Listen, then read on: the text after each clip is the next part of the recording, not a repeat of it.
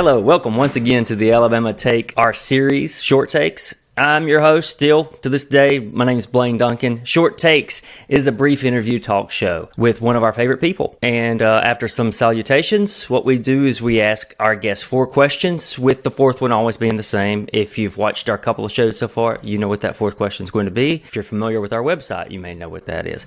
Today, it is my honor, it really is, to introduce comedian, musician, writer, runner, toast aficionado, former funniest man on Twitter, and I'll talk about why that's former. Yeah. He's still one of the funniest men online. His name is Mr. Dave Hill. Hey, Dave. Hey, Blaine. Thanks for having me. Thanks for coming on, man. So, no doubt, my friends and I agree, you are by far one of the funniest people who have been on Twitter, and lucky for me, lucky for my friends, you have transferred that same humor over to Instagram. Do you miss Twitter at all? Not really. I mean, the only thing I miss is that it was a good place to, you know, if you think of a joke or funny idea, you kind of just throw it up there, and so it's kind of a nice notepad, and you can kind of get feedback on something, or maybe feedback on something that you didn't think was really anything, and you're like, oh, this is somehow resonating with people, and you can build on that idea.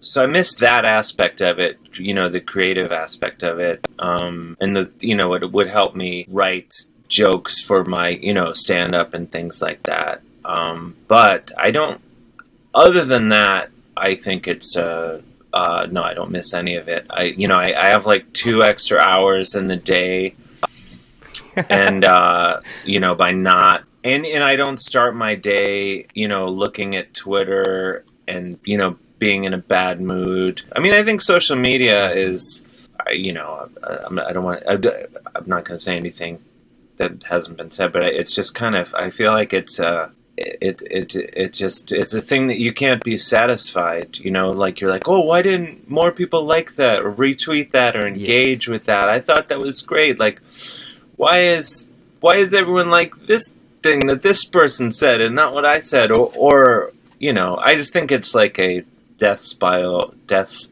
not a, it's just sort of like ego stuff that isn't healthy, I think. And I think I guess the short answer is more negative than positive. So no, I don't miss it. Yeah. Do you feel like Instagram's as negative? Just speaking of social media, really. It's maybe they can all be positive and negative. I mean, I think Twitter, going back to that, like there's been phases of it that I do miss, like the early, when I first was on it, and when it first was becoming a thing of comedians and different creative people being on it. It was a great way to connect with people, and I met people all over the world, and you'd be like, oh, I'm going to London, and early on, like, the guys at The Onion, when they were in New York, were like, hey, we like, why don't you come to our party and, like, go to the party? I'm like, oh, I'm going to London. They're like, oh, you should connect with this guy. And so it's great in that way. And now I guess Instagram is a similar thing. I guess the only thing I don't like about Instagram is like, and this is probably in my head, but you start to feel like, oh, if I'm not posting about this thing, then people must think I don't support it, So I try to have fun, but sometimes, because there are people to be like, I'm calling out all the comedians that didn't post about the barge that went under in the Adriatic Sea. How could you not be shining light on this, whatever the thing is. I find that a bit exhausting sometimes. And then, sometimes because most of what I do is goof around, then you post something and someone will be like, what? I didn't know you were, I didn't know you were against injustice. How dare you? Like, how dare you be against racism? I thought you were cool. Things like that. If someone like only follows me for my bike videos or something. Well, whatever. I'm just. Which are great, by the way. Thank you. I'm just now. You probably regret talking to me because you're like, Dave is a rambling, unhinged lunatic. But no, I'm just sort of thinking out loud. Honestly. I'm pretty much a rambling, unhinged lunatic. So yeah, I have to say that that brings me to my next point, which is there are a few writers who make me physically laugh out loud, and that's even comedians. But I found myself doing it repeatedly with your books and your essays online as well. Thank you. I'm almost finished with Dave Hill Doesn't Live Here Anymore. I've got that right here with me, but I'll put an actual image up on screen for people to see. And I'm about to start Parking the Moose, which is... I'm thrilled to do that. Honestly, there is, and I read a lot of comedians, their printed work in their books and stuff. I think that you and Norm Macdonald are the two that make me actually like physically belt out laughter. Oh wow, thank you. I'm in good company then. That's high praise. Yeah. What can you put into words what the difference between writing from the page and writing for stand-up is? It's got to be two different arts, I think. Yeah, I think it's different. It's not as simple as, you can't just go out and say the same words on stage that you wrote. It doesn't quite work. And then I can't just write down, like, if I have like a story or whatever I've been telling on stage, it doesn't quite work to just write down exactly what I would say on stage. I don't know. There's an energy, when you're on stage, there's an energy to it, dealing with the audience right away and feeling that energy and kind of pushing and pulling with that. And with the writing on a page, it's just kind of a different feeling. I mean, I guess I think more in terms of talking to one person when I'm writing for the page. I'm kind of thinking like one person is going to be sitting there, and so I'm writing it and reading it back, and so I'm pretending to be the one person, and then there's a voice in my head that's yelling at me saying I'm horrible and I shouldn't have tried in the first place to even do it. And then there's the other voice that's like, well, we have to do it now because we already took the money.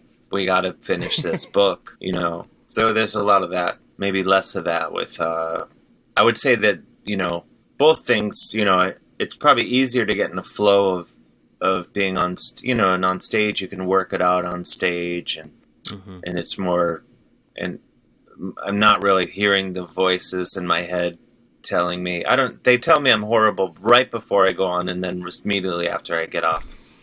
And then, but, writing for a book or an essay or whatever, is a different, though I have to say, I'd say my first two books, I tormented myself a lot the whole time. And then with Parking the Moose, the third book, I was kind of like, what if I didn't bother tormenting myself, and just let myself write the book and try to do the best I can and see where that gets me.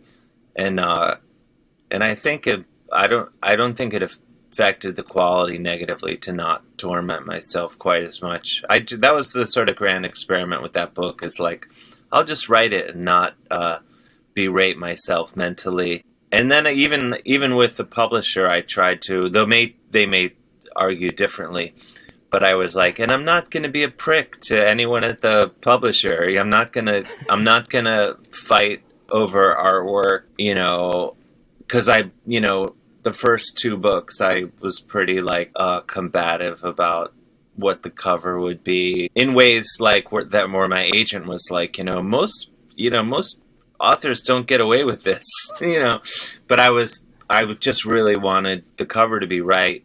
And fortunately, actually, I'm happy with all the covers, of course, but with Parking the Moose, they sent the cover and I loved it right away. So wasn't like I suppressed any anger or whatever. Not anger, but I'm just really into visual things as well. So when it comes to artwork, I can be a real bitch. Well, you do have a lot of irons in the fire, speaking of being into visual art as well. You tell our viewers anything I miss. I'm going to try to rattle off what all you tend to do. Stand-up comedy when there isn't a pandemic. Mm-hmm. You front Valley Lodge, and people may know that band from Go, the song Go that plays at the beginning of every episode of Last Week Tonight with John Oliver. Yep. You write, you're an author. Mm-hmm. You front Witch Tank. Well, I'm right. I'm in Witch. I do some singing. It's me and my buddy Phil, aka Matthias backwards. Though he does most of the scenes. He stands in the middle. So Okay. I would say he's the main. You're in that band though. I'm the it all started You with do acting. I do acting. You made a guest appearance on Peacock's new show that's now on Peacock, Girls 5 Eva. Girls 5 Eva that just came out, and I'm on an episode of that. Yeah, I'm in a movie called Drunk Bus that comes out May 21st, which I'm really excited about as well. Awesome. Yeah, and I do acting, not as much as I'd like, but fortunately, and I get to do it a few times a year. People will let me come and play a pervert or some drug dealer or something. Or a perverted drug dealer. Yeah. The sweet spot. That's my sweet spot, actually. Combine the two. There's a chapter in Dave Hill Doesn't Live Here Anymore titled Giving Something Back, where you show up to an event where only one person's there. He's eating soup. Oh, yeah. And I'm really hoping you don't feel like today you've got yourself in a similar situation. No, not at all. No, I would. You could probably sense it if I did feel that way. But I have to say, I was just talking about this last night with a friend.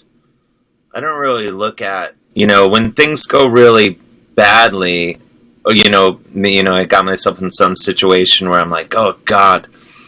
In the big picture, it's really all positives, because then I can talk about it on stage or write about it, or just laugh about it over dinner. There's very few things where I look back and be like, oh my gosh, I really wish that didn't happen.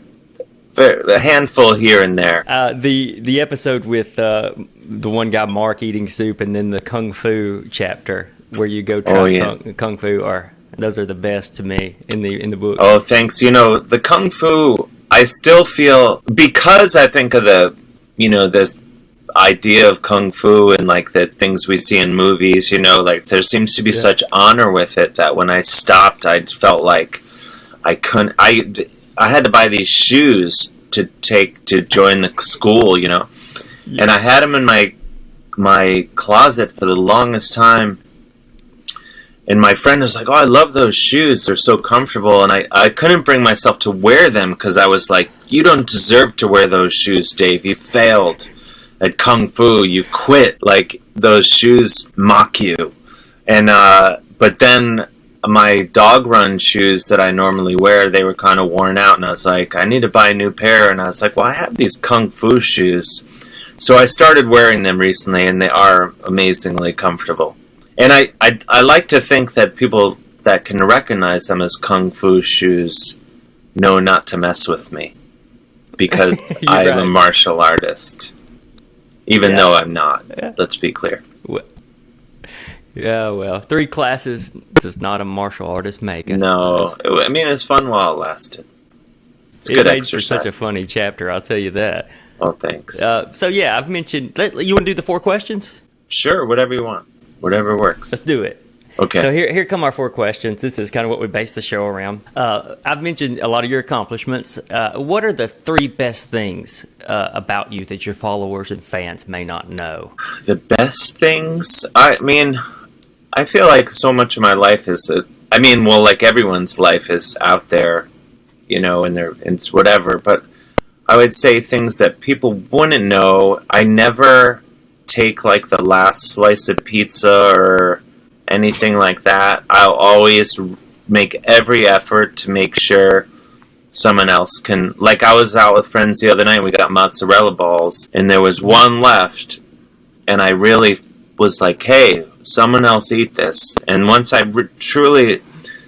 once I establish that no one else wants something, then I'll eat the last of something, but not until I've exhausted every possibility that someone else might want to eat it instead. So I think that's maybe annoying after a point, but in general, it's a good quality. That's a good quality, sure.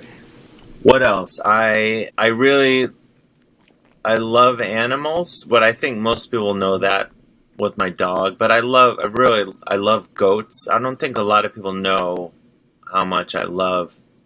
I think Well, you read about it in Parking the Moose. I get into my affinity for go. I love animals, frolicking with animals. Though I don't know if that's a secret. I've met It's a good quality, though. It's a good quality, and then just the things that come to mind that I don't think I've talked about too much. This is fully bragging, but there's been instances where I've sort of done heroic acts in public where, like, you have to act, you can't think, you just have to. So this is my favorite one, is there were these women got on, this was a few years ago in New York, they got on the train and they were just being really loud, and it was raining, and and this guy was sort of glaring at them it was a crowded rush hour train. They were shoved their way onto the train, just being very inconsiderate. And this guy was kind of giving them a hard time, and they were yelling at him, like calling him ugly, just insulting him, And they got off the train, and the door opened, and the door was not closing. And I had it in my head, they had these umbrellas, and I was like, I think they're gonna come back and hit this guy in the head with the umbrella. I just could sense that this was what was gonna happen. And I was reading a book. I can't remember the book. Why can't I remember? Anyway, I was reading the book. Very proud of this story, as you can tell. And I don't even know if this answers your question now that I'm hearing myself. But anyway. Well, it's still a great story so far. He had his back to the open door, so he couldn't see them. And they, sure enough, came back and tried to hit him in the head with their umbrella, like bat him in the head. And I was reading my book, and so right as they swung, I grabbed the umbrella and stopped it just short of his head. He thought I was insane because I just reached behind his head and he didn't know what was happening, and he was just like, why is this guy grabbing behind my head? The women with the umbrellas were like, oh, this guy's a superhero. We didn't see that coming. And then there was this beautiful woman standing right here who witnessed the whole thing. And this is like something out of a movie. So they pulled the women pulled the umbrella away and ran off like, oh my God, that guy thwarted our attempt at hitting this guy. And then the beautiful woman just said, wow, you're good. And I was like, yeah, that was pretty awesome. Anyway, so there's that. My heroic, and I have other heroic tales of subway, saving old ladies falling down escalators, things like that. Wow. No, there's only one story. So I have two good stories. I thought you were going to say, yeah, I've saved people. I did. There was another time, there were two older ladies, where one got on the escalator and was like, whoa, and fell down, and the other was trying to drag her off the escalator. And I just... That's not funny. I just grabbed the woman and dragged her off the escalator and set her down and continued on my way. So... Subway heroics, I think, is a thing that no one, maybe friends I've bored them with these stories, but, so that's the thing. I didn't see that coming, no. Subway heroics, very big with me. And did I mention, I've driven a monster truck. I didn't know this. No. I don't think it's documented in any of my work, but I once drove the Gravedigger monster truck. You drove the monster truck. Yeah, the Barbra Streisand of monster trucks. I drove it. Years ago in the 90s, my first band, Sons of Elvis, best/worst band name ever. It was the 90s, so it would have been like a peak time for a band to put a monster truck on an album cover, It was very trendy to sort of co-opt things like that. So we used a photo of Gravedigger for one of our singles, and then the guy Dennis Anderson, the Gravedigger guy, invited us to his compound in I think Kill Devil Hills, North Carolina. And so the band went down there, and we all got to drive. Interest of full disclosure, the version there's multiple Gravediggers, just like there's multiple Shamus. if there is Shamu anymore. I don't even know. The Gravedigger we drove was like not as it was meant for like just driving around. It wasn't competition ready, but it looked the same. Oh, okay. I'll give you one more. This is more than you asked for. It's great. I once ate, I think 15 raw jalapeno peppers in 1 minute. First of all, like anyone who's into spicy foods knows that raw jalapeno peppers, that's like amateur hour. That's not anything really. Yeah. But when you have 15 raw ones in a minute, that becomes a different sport. It was like, again, going, I think the 90s. Whenever Dave Navarro was in Red Hot Chili Peppers and they made the record 1 Hot Minute, whenever that was, I was living in Cleveland, where I'm from, and the local radio station had like a Cinco de Mayo contest where you could go to the local whatever Mexican. It wasn't like a good Mexican restaurant. It was like a chain bad Mexican restaurant, and that they had a contest. Whoever could eat 15 jalapeno peppers in under a minute got front row seats to Red Hot Chili Peppers at the whatever arena. I can't remember what they changed the name of the arena every week anymore. So I didn't really want the tickets necessarily, but I just as a point of pride, I wanted to win. And that's not a swipe at Red Hot Chili Peppers. I would if John Frusciante was the guitar player, I would have taken the tickets. But anyway, so I won. And I got the tickets. And no disrespect to Dave Navarro, but I just feel like I didn't need to go see that. So I ended up, I think I sold the tickets, which I wouldn't do today. It's a different time in my life when I needed the money. So I think I sold them for like $50, like not a lot of money. So did you throw up after? I did. That's a very good question. Because what happened actually is the guy across from me, we tied because I don't think was ready to go at it that hard, but he saw how quickly I was eating them and was like, I better step it up. So we actually tied, and they wanted to have like a tiebreaker contest and have us eat more of them. And we both, in an act of solidarity, we both said, like, no, neither one of us are eating any more peppers. You owe us both the tickets. And so they gave us both front row tickets. So I think it was a real problem-solving lesson, I think, of working together rather than battle each other. Hey, let's work together. And we joined forces and defeated the radio station that was going to try to get us to eat more peppers. Anyway, what happened was then they gave us milk to like cool off, and I did throw up because I mean, this is gross, but it's a different time in my life. I made myself throw up because I thought, as anyone who eats really spicy food knows, you pay the price twice. So, yes, sir. I didn't want to deal with the second toll, I guess. So I threw up rather than deal with it the next day. So there you go. Understandable. I think I gave you too many things. That was great. And we found out more about you. You That's did. Perfect. Whether you like it or not, you did. Yeah. So I'm a teacher in my spare time. Oh, nice. How do you have spare time as a teacher? Isn't that... That's, yeah, that's not a thing at all, the spare time thing.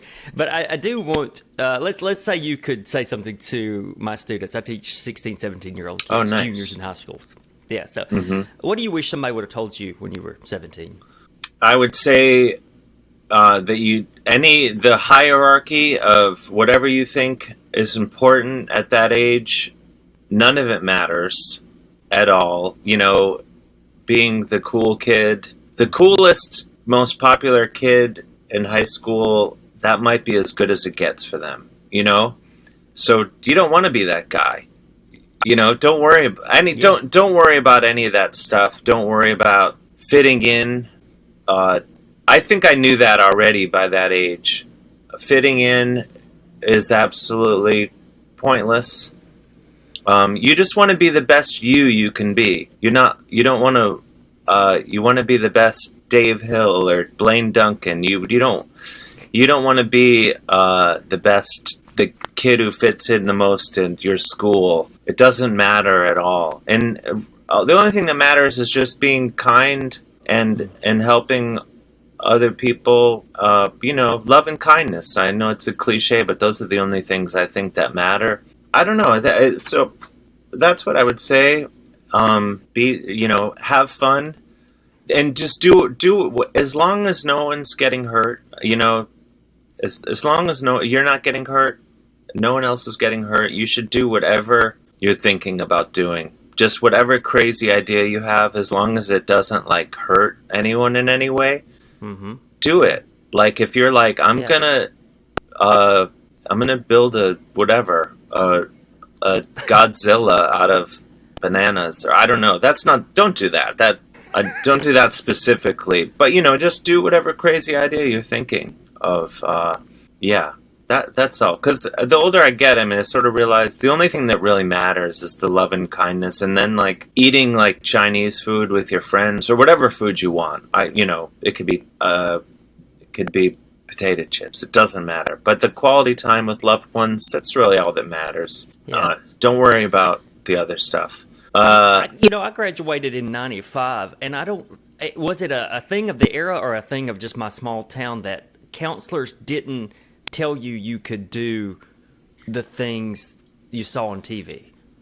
Like, yeah, they need people to operate a camera in LA. They need people to write scripts in New York, and no one told me this. Yeah, that was the same thing. Growing up, I think I wasted. I'm a real late bloomer with everything, most things that I do, and a big part of it was I think I spent a lot of time thinking that I had to do something that other people, you find a job that will make you a respectable citizen. Find a job that will make it so your mother can explain what you do to her friends after church, And I wasted a lot of time kind of compromising what I was interested in and thinking like, well, I like doing this. What's like a practical way to do that?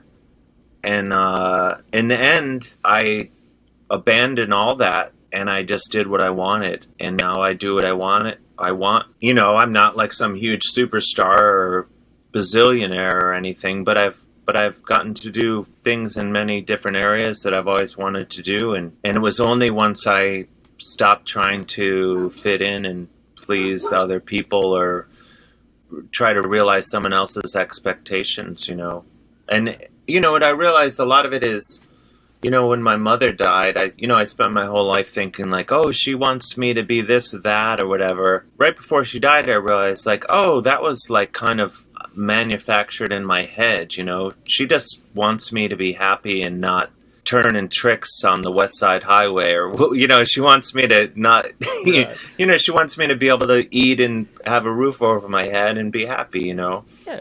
And I think the push and pull was mostly in my head, but I don't know. So if any of that makes sense to 16, 17-year-olds, the other thing, drink a lot of water, stay hydrated. I think that's important. You could even just edit out everything else I said, and say that. Just the drink water. Drink water. Don't vape. Waste of time. Yeah. Don't do that. That's a good. If you're going to do it, just smoke cigarettes. No, don't do that. That's what I tell them. No, but that's exactly what I tell.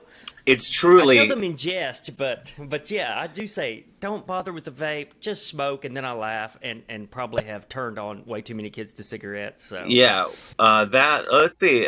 Going further, I would say. I'm not going to try to tell anyone what to, but don't hard drugs. Don't. I'm not going to tell you to do anything, but I can't think of anyone I've ever known who got into hard drugs and was like, wow, that was great. I really am glad I did all that. It doesn't work out. But we're getting too serious now with the advice. So, well, my next question's really serious. So we'll jump to 3. You mentioned your mom talking to her friends after church. So, what are your thoughts on religion? Is there a God? What do you think? You know, I definitely believe in. I think I'm sort of open and fluid to. I think my feelings have changed. I think ultimately, yes, I believe in certainly like a higher power and things like that. But maybe it's shifted from, what I grew up with, where you're like, there's this man in the sky. I don't really think in those terms. I'm sure I do actually think in those terms because, when you're raised Catholic, and I don't think, people, I say raised Catholic, people always say, oh, I was raised Catholic. I think if you were raised Catholic, you think you can escape, but you'll never escape. I'll always, like when people say, oh, I was raised Catholic, but I'm not Catholic anymore. I'm like, what, were you excommunicated? Like you can't, for better or for worse, you can't ever get it out of you. So anyway, so I think my perceptions change, but I think especially, I think there is, and any way you look at it, really, if you even want to look at it from just energy and quantum physics or string theory or whatever, I think energy, energy, what neither created nor destroyed, and I think in my experiences, with my mother dying, I really have experienced profound things, I think, in my connection with her, since she's been gone. So but in terms of like a formal definition, I guess I'm reluctant to pin down what the definition, but ultimately the short answer, yes, there is a God. I mean, in that can be many, the God, of course, can be just being present in life right now, that's experiencing God, because we spend so much time thinking about the past and future. Yeah. So anyway, I've not really answered your question, but no, I think I get where you're coming from. I think. I mean, like I'm not a atheist or I don't know if I would say I'm a agnostic.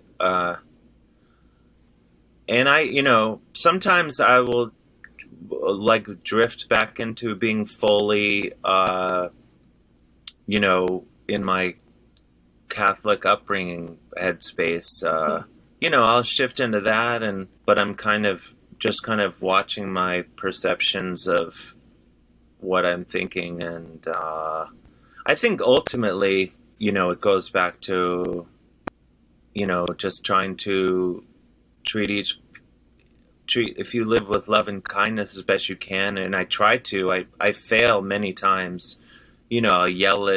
I'll send nasty emails to the loud restaurant across the street, and so I'm not always the best at it, and I've hurt people, sure, as we all have, but to be as nice as my dog, I just try to be as nice as she is. She's a sweetie. Right. Yeah, that's a good one. Well, we have a saying around our site. This is our fourth question, and this is goes back to our little. I don't know if it's a catchphrase or not, but we like to say that things are done up real good, meaning basically that they're just pleasing to us or we're into it. It's something that actually stemmed from my mom. Oh, nice. She would say something's done up real good. She would actually say it when she was ironing my clothes. She would be getting me ready for school or whatever. She'd say, "Oh, this shirt is done up real good," which means I'm going to be presentable, I suppose. So what's done up real good for you of late?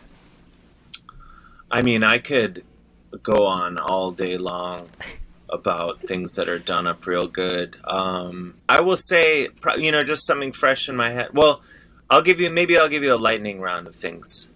I really like... I've had guests do that. That's good. Okay, so I really like the TV show Letterkenny. Okay, yeah. I love that's done up real good. And Girls 5 Eva, of course, which just came out. That's done up real good. So those are two... And just so I say Letterkenny, I'm not on that. I would love to be on that show if anyone's working there watching right now. But, so I mentioned something that I have nothing to do with. I think that's only fair. And another thing, my friend Anuval Pal, who lives in Mumbai, I told him, I was back in New York. I'd been back in Ohio for a bit. And he said, oh, my friend from growing up in Calcutta has a restaurant called the Kati Roll, and it's like Indian street food. And I love Indian food, so I went over there the other day. It was absolutely delicious. I want to go again today. That's done up real good. I'd say, can I just say Indian, because I realize it's not helpful to just tell you a place in my neighborhood that most people. So I would say just Indian food in general is done up real good. I love it. Yeah, there you go. Blueberry muffins, when done right, great. I'm big into those. Everything bagels, done up real good with cream cheese and butter. Some people say both is too much, but I'm not afraid to go hard at that. What else? Puppies, my dog. There you go. Done up real good. I'm really into the color lavender lately. I'd say that's done up real good. Like, I was at a friend's house, and she had, it might be my favorite color. She had they're making all these sodas now that have, like, all this natural good, whatever, like ginseng and a branch from a tree and whatever. I don't know. But she presented me with a peach-colored can, which was probably peach-flavored now that I think about it, and then a lavender can. And I didn't read either one of them, and I said, I want the lavender one because it's lavender. I don't think it had... Anyway, but I like that color, I guess. You could, again, edit. I feel bad for you. You're probably like, man, I shouldn't have asked this guy to do this. Because I really only say a few words of any use to anybody, and then the rest is babbling from a lunatic. But I like the color lavender. I'll just leave it at that. Okay. Those are great. Okay. Those are great. You're not the first person to mention a specific restaurant on the show. We've had people do that quite a bit. Food seems to be a very common answer, honestly. A specific food. I love food. Yeah. I mean, everyone has to eat, so. Everybody loves food, but I don't know. Since the advent of Instagram, like, people really want to talk about a very specific food. Oh, yeah. Well, Dave, I am much obliged for your time today. Thank you for having me. I know you got a lot of irons in the fire. You're a busy guy with all the bicycling and running and playing and riding and rocking and toasting. I know. I might have toast after this, actually. Not to brag. I'll check your Instagram and see what I will document it if I do. For sure. And to viewers, I can't express how funny Dave is, and he's one of the greats whose humor transfers so well to the page. So find his books, Parking the Moose, Dave Hill Doesn't Live Here Anymore, Tasteful Nudes, and he's got essays online as well. You can find those. As for us, one more thing. Watch Peacock's Girls Five Eva. Yeah. He makes an appearance in episode 6 or 7. Episode 7. It's a surprise, but it's episode 7. Okay. But we'll keep it. And then the movie Drunk Bus out May 21st stars Charlie Tahan from Ozark. Will Forte is in it. And it's a great movie, and I play a Devo obsessed drug dealer. Just weed. He just steals weed. That's fair. That seems okay. There you go. So that will actually be out, I think, a week after our episode drops. So check it out next week. And for us, we'll be back next Friday, every Friday, with a new episode of Short Takes. Thanks again to Dave Hill. We'll talk to everyone later.